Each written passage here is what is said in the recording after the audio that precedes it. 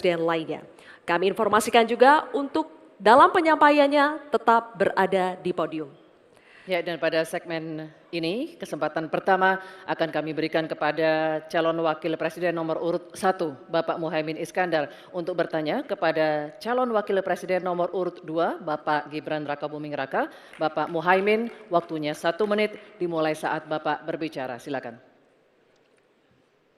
Terima kasih. Pak Gibran, Indonesia ini terdiri dari berbagai bioregional, di mana kita harus betul-betul mengerti agar pembangunan kita tepat sasaran dan bisa tumbuh dengan baik. Pertanyaannya, bagaimana strategi Anda melaksanakan pembangunan berbasis bioregional itu agar keadilan iklim terjaga, keadilan sosial terwujud, keadilan ekologi terlaksana dengan baik, keadilan antar generasi juga terwujud, sekaligus keadilan sosial. Mohon dijelaskan. Waktunya masih ada 17 menit, apakah akan dipergunakan? 17 detik. 17 detik maksud kami? Cukup. Cukup Pak Muhaimin, baik.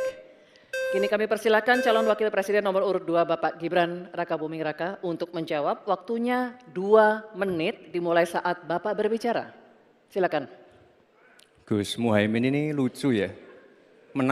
Menanyakan masalah lingkungan hidup tapi itu kok pakai botol-botol plastik itu. Padahal saya, Pak Ganjar, Prof Mahfud pakai botol kaca. Itu gimana itu komitmennya? Botol plastik semua itu. Tapi enggak apa-apa. Kita kembali lagi ke topik ya.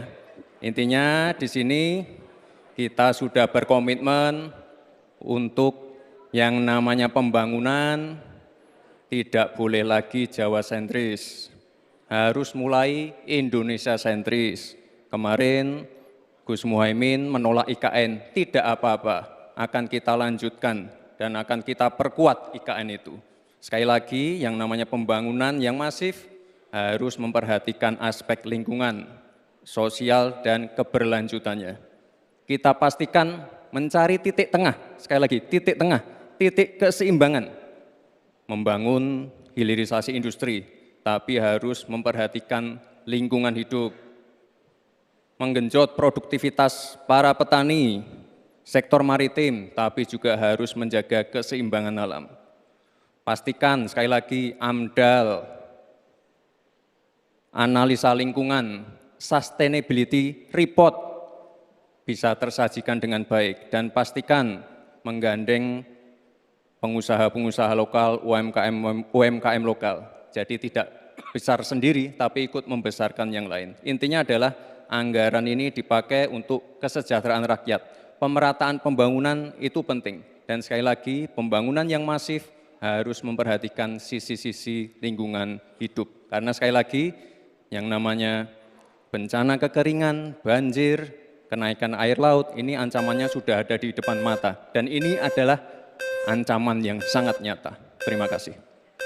Baik, ini kami persilakan. Nanti ada waktunya.